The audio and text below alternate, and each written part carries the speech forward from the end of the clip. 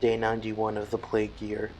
I have begun to adjust to life in quarantine, where once I might have gone for a cup of coffee at a local cafe, read a book in the park, or taken in a show at the local cinematheque.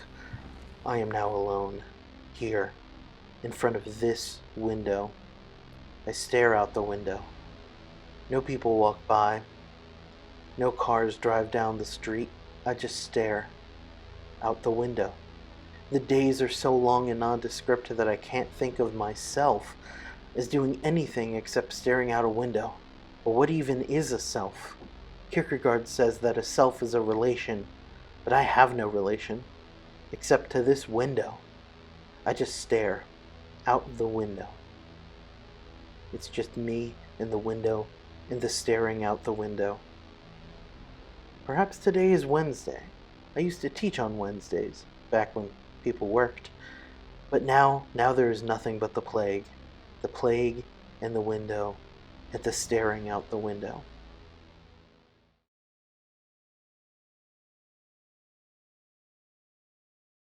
One can talk about Kierkegaard as but a small voice in the wealth of post-Hegelian philosophers. And although Kierkegaard was thoroughly a man of his time, he doesn't become influential until much, much later. See, Kierkegaard's life and thought, they interweave in ways that can be really complex. He is a guy who is thoroughly religious, he is deeply emotionally intense, and quite frankly, rhetorically quite brilliant. And as he said in that famous letter of his, what matters is to find my purpose, to see what it really is that God wills that I should do. The crucial thing is to find a truth that is true for me, a truth for which I am willing to live and die. This passage shows us a few things that are important to know about Kierkegaard. He wants to think passionately, truthfully, existentially. Not that he would call himself an existentialist, but for Kierkegaard, what he wants to do is he wants to figure out that which is true for him in his concrete existence. He wants to find out what is true as it is lived, rather than just some fanciful ideal. He wants to think passionately. He wants to think ethically. But above all, he wants to think existentially. Not that he would call himself an existentialist. That's an anachronism. But he wants to think about the truth as it is lived. He wants to think about life as we experience it, not in some ideal world where everything makes sense. In other words, he wanted to talk about existence. And if you're going to talk about existence, you got to talk about despair.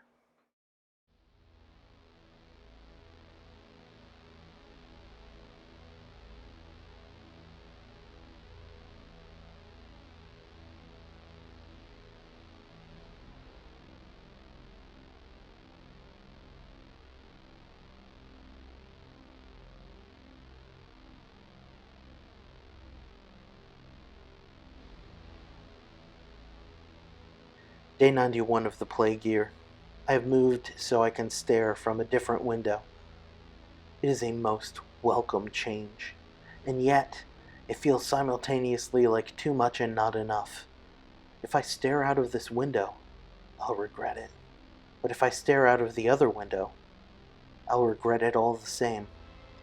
Which is better? What if there is no better? What if there is nothing beyond staring out of the window? And it doesn't matter which window I stare out of, because there is no change I can make that is actually better. Is there anything more to life than staring out the window? For that matter, is there any more to life than eating Doritos? Not a sponsor. At this point, I don't know. Frankly, I don't care. I wonder if the window upstairs is better. End transmission.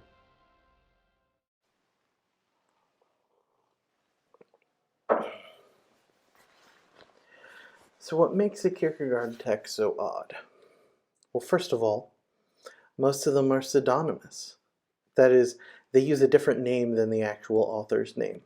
Thus, the books are written by the hand of Kierkegaard, but they bear the authorial names of Johannes Climacus or Constantine Constantius, Johannes de Silencio, Anti-Climacus, and there's a strategy to these pseudonyms.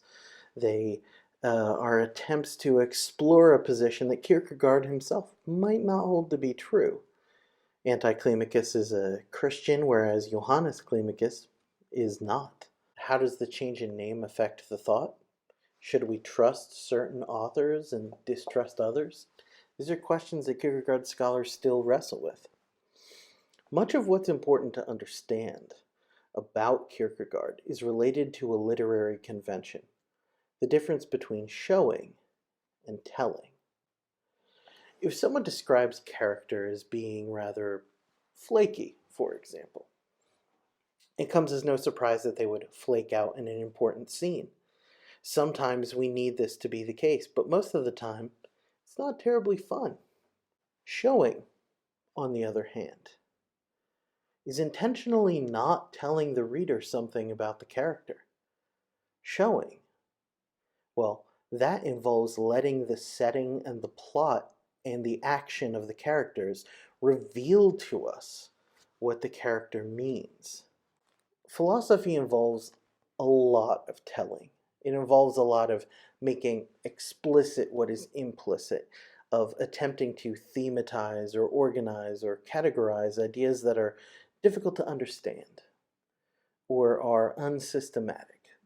However, Kierkegaard sees this as a problem. What if there are things that are not easily categorizable? What if the method of telling actually hides what it attempts to reveal? Instead of just telling you what he thinks, Kierkegaard shows. He shows by using a pseudonym, by throwing fairy tales into the middle of arguments, and by constantly subverting what would appear to be straightforward. When it comes to the sickness unto death, this book is odd because it opens dryly. What is a self? A self is a relation that relates itself to itself, and it's relating, and so on and so on and so on. We all get bored with it. But once we get past the initial difficulty, we can see something that makes sense and is even quite relatable.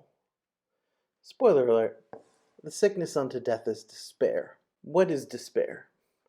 Well, it's when we don't align with God or God's plan for us. And I don't think that Kierkegaard means this in any kind of fundamentalist way. I think he means that despair is failing to recognize who we are and what we are made to do. In other words, despair involves losing ourselves. Humans are a self-reflective lot, according to Kierkegaard. They can't help but think about themselves. And they're prone to asking questions about themselves as a result. But despair blinds us. It blinds us to seeing that we were thrown into the world, and we were thrown by something that is beyond us. Despair makes us either ignorant of the spirit which gave us rise, or it makes us want to rid ourselves of it, or it makes us think that we did it all on our own. Now, these three forms of despair are what Kierkegaard is after in The Sickness Unto Death. And they have different names, but for now we can call them inauthentic despair, refusing despair, and defiantly in despair. I'll go into that in a second. Day 92 of the plague year. I made oatmeal for the 5th day in a row. It's supposed to be good for me.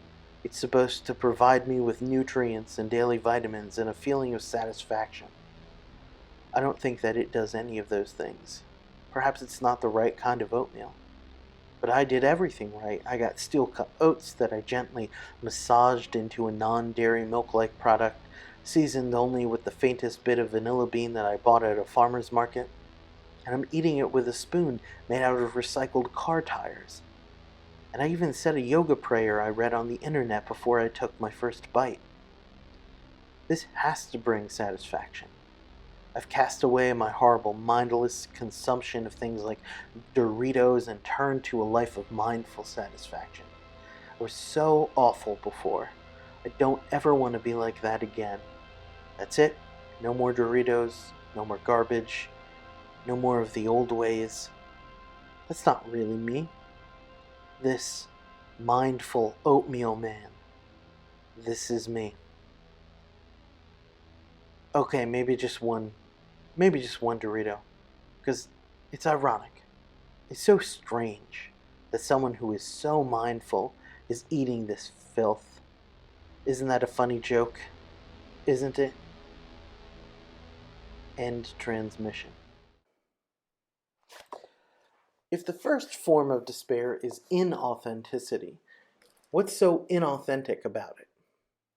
Kierkegaard is trying to get us to see that we can be ignorant of certain things and be in despair without really knowing it.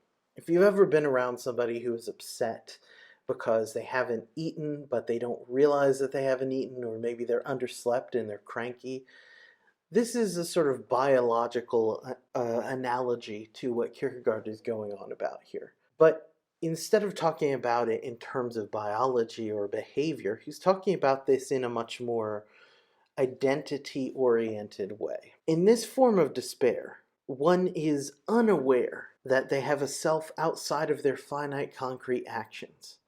There is nothing but what I do at any given moment in time. Nothing is beyond what I materially do, and certainly nothing beyond me that provides meaning or gives me a sense of power that posited me here in the land of the living. I'm just doing stuff, and it has meaning in a cultural and social context, but I'm totally ignorant of what that meaning is. I can't even take responsibility because I act as though I don't have anything to be responsible for. Now, this form of despair, inauthentic despair, despair as ignorance of having a self, can be contrasted with what I call the refusing despair, or what Kierkegaard himself says, despair at willing not to be oneself. Here, one acknowledges the existence of, but refuses to accept, the self outside of the immediate, choosing to instead define the self through concrete terms. So it's similar to the first type, but you at least are aware of what you're doing. In this form of despair, one wishes to rid oneself of part of oneself by refusing to give it any legitimacy. Think of folks who might have said something horrendous in the past and then say, that's not me. I don't think that way now. I was a different person then. And for Kierkegaard, such ideas are a form of despair and running away from responsibility for oneself. The self is a relation, even if it is a relation that relates itself to its less than desirable past self. Day 93 of the plague year. Behold, look upon my works, ye less than mighty, and despair. See how grand, how magnificent my kingdom has become. See the work that I have done entirely by my own hand, with no one's help. I built this, alone, me. There is nothing I cannot do. There is nothing I have not done on my own. I got no help from nobody, from no one. Just me, all me.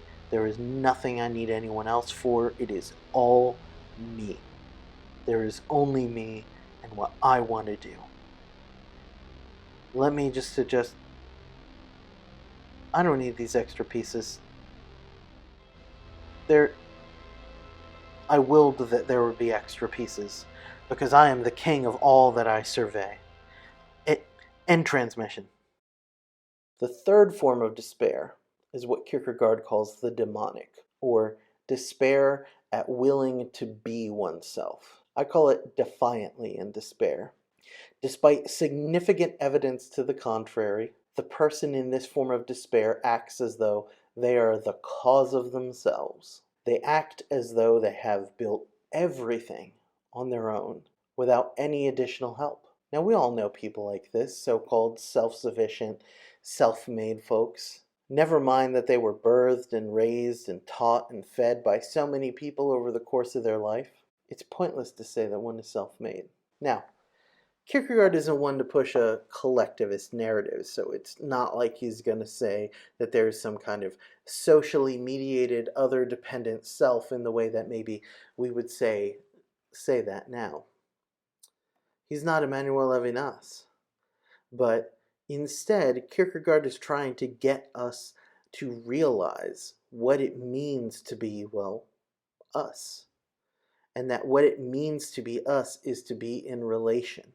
And who we really are people who've been birthed and raised and taught and fed by others, but who have also been brought forth into existence by God or whatever power created and posited us into existence.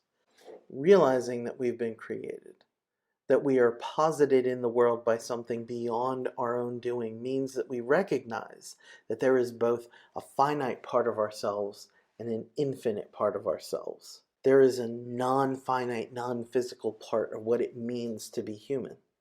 Many philosophers beyond Kierkegaard recognize this, and you don't necessarily have to be a religious person to recognize this.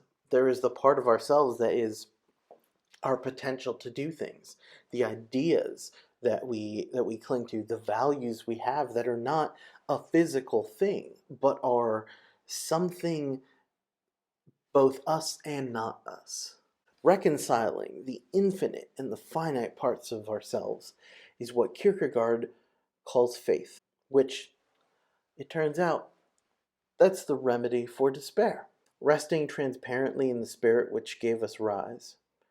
That means recognizing our limitations, our potential, our vulnerabilities, and our possibilities. Despair can drive us to act in deeply confusing and contradictory ways, but it's ultimately a form of self-deception, whose remedy, at least according to Kierkegaard, is something beyond the present, the material, the day-to-day mundanity of our lives.